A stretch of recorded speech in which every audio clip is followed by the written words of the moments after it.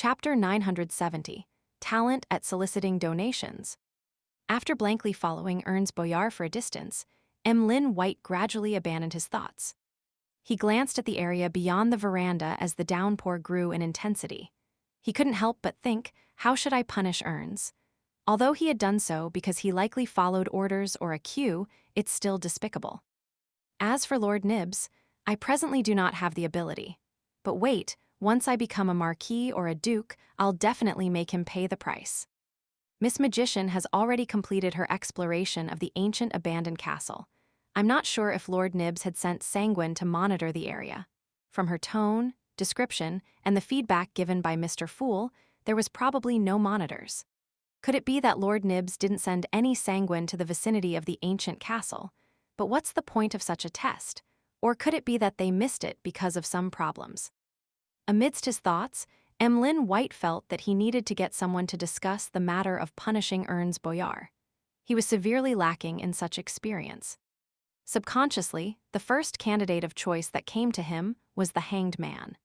This senior member of the Tarot Club was shown to be extremely experienced in various matters. He was extraordinarily reliable and had never left the other members disappointed. After hesitating for a few seconds, Emlyn struck down this choice. This was because this matter involved the Sanguine's internal test. To consult the Tarot Club members before he obtained an answer damaged his pride and overall image of the Sanguine.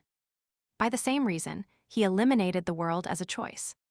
Of course, he believed he could guess the suggestion that the world would give: kill him. There's no need to go that far, Emlyn mumbled inwardly. As he aimlessly tailed Ernst Boyar, he began expanding the candidates to the real world. Then he realized he didn't have anyone to choose from. He almost had zero friends. Eliminating his parents who were Sanguine as well, he only had 2 or 3 people in mind. They were the Harvest Church's Father Otravsky and Detective Sherlock Moriarty, who had a mysterious background and a myriad of means at his disposal. Sherlock hasn't returned after leaving Backland. I can only seek out Father Otravsky tomorrow, but I can't be that direct. Emlyn quickly made up his mind. He walked past Ernst Boyar, who entered a watch shop and headed for the end of the veranda where there were several rental carriages. Getting in the carriage, he felt the wheels turning. He casually glanced out the window and saw more raindrops striking the glass, drawing out trails that streaked down. In his blurred vision, carriages drove past. Audrey retracted her gaze from the rainy scene outside the carriage and glanced at her lady's maid, Annie, before communicating with Susie silently. The look in her eyes, her expression, and her not obvious body language said, "We're almost home. I'm a little nervous." On the ground, Susie shook her tail, raised her paw, and adjusted the gold-rimmed glasses hanging by her neck. Together with the changes in the colors of her ether body and body of heart and mind, she expressed herself. "Don't worry, that Ma'am Escalante, who's a psychiatrist on the surface, is only a telepathist. She won't be able to see through your lies." Audrey nodded gently and watched her carriage enter the Hall family's luxurious villa and stop in front of the sheltered foyer. Ever since joining the Lone Charity Bursary Foundation, she had begun spending less time at home. She had originally planned on meeting Ma'am Escalante from the Psychology Alchemists at 22 Phelps Street in Northborough, but since Mr. Dwayne Dance had left for the southern continent and wasn't in the foundation, there was no need for that.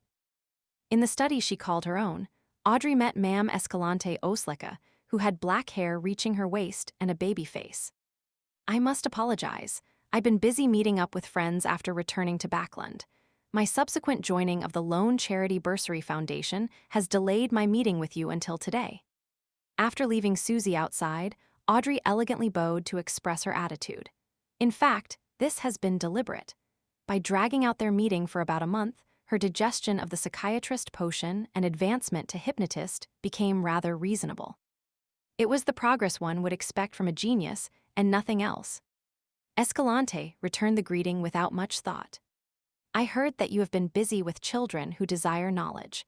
Your virtues are more dazzling than diamonds." As Audrey gestured for her to sit, she walked to a single-seater and tersely acknowledged, "Those children are in situations I've never seen before. There's often a voice inside me that's urging me to do something." Ma'am Escalante, if you're free, you can join me and the staff of the Lone Charity Bursary Foundation to go visit the different schools. There, you will get to see what most children in the world are experiencing. Having said that, she chuckled as though being self-deprecatory. I apologize. I've recently been accustomed to kickstart such topics. It's because I wish for more nobles and the wealthy to involve themselves in such charities. I hope they can donate more to help even more children. After hearing Audrey, Escalante replied somewhat uncomfortably, I will do so. I'll also donate some money to the Lone Charity Bursary Foundation. No, I'm not forcing you to donate. This has to be an action that comes from the heart and something voluntary. I only wish for you to take a look and then inform the people around you of these children's plight and their possible futures. This includes the members of the Psychology Alchemists. Audrey shook her head, rejecting Escalante's suggestion. All right. Escalante first nodded gently in agreement before feeling that there was something ridiculous in this matter. Miss Audrey's true motives were to solicit donations from the Psychology Alchemists. But this was a secret, extraordinary underground organization.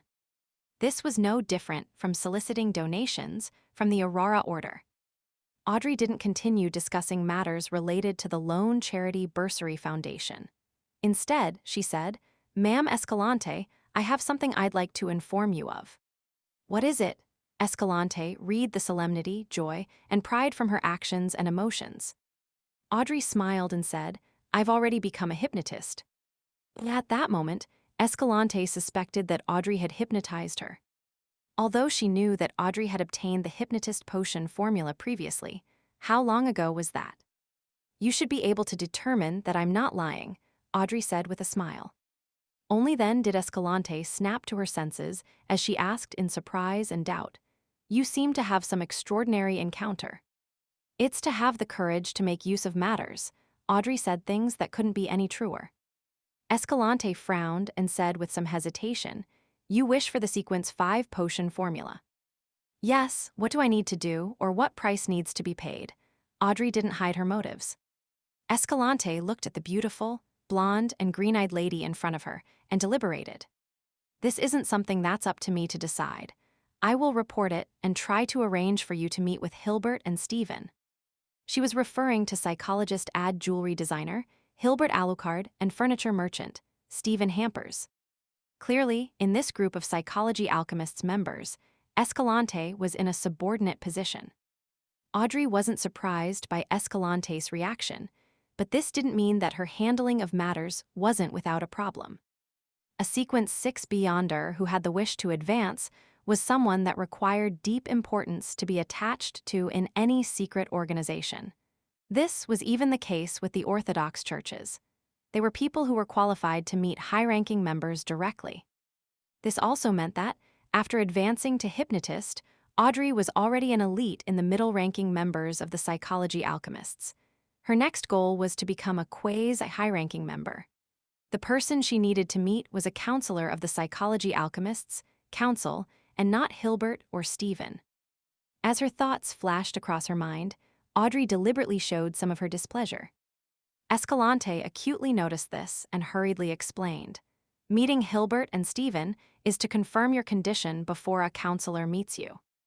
In fact, with your present level, you should be leading a team and recruiting new members. But with your identity, status, and daily environment, we have canceled that plan, afraid that it would influence your normal day-to-day life. Counselor, I wonder how many counselors from the Psychology Alchemists there are in Backland. Could it be the royal family's consultant, H. Vin Rambus? Audrey nodded in thought and said, I can understand that and will await your arrangements. She then diverted the topic and asked with a curious look, Ma'am Escalante, do you know what's the name of the Sequence 5 potion of the Spectator Pathway? Seeing this blonde, green-eyed young noble lady taking on such a demure pose, Escalante silently heaved a sigh of relief. I've once heard Hilbert mention that it's called Dreamwalker. Dreamwalker, this is somewhat different from what I imagined. Or it could be that dream is just an analogy. To be precise, it should be subconscious walker. Audrey didn't conceal her contemplation and analysis before directing her questions to psychology and various information. After having Escalante stay for dinner, she sent the lady to the door where she got on a carriage. At this moment, it was dark outside with gales roaring and rain pouring. Amidst the pouring rain, howling winds, and the dark night, a steam sailboat hybrid was cruising through the safe sea route in the Berserk Sea with tourists on board. Klein had already left the southern continent and had returned to Daisy Bay as Dwayne Dance. Amidst the shaking ship, he suddenly woke up, got out of bed, and headed to the window of his first-class cabin's living room to look outside. Amidst the downpour, 3 huge, strange, pure black sailboats were silently cruising over. Hanging on their sides were lanterns with 3 black sails on masts, almost 100 meters long. And on its deck stood a mottled stone chair that was 2 to 3 meters high, its back facing the cabin. No one was sitting on it. It was the black emperor symbol of the King of the Five Seas, Nast,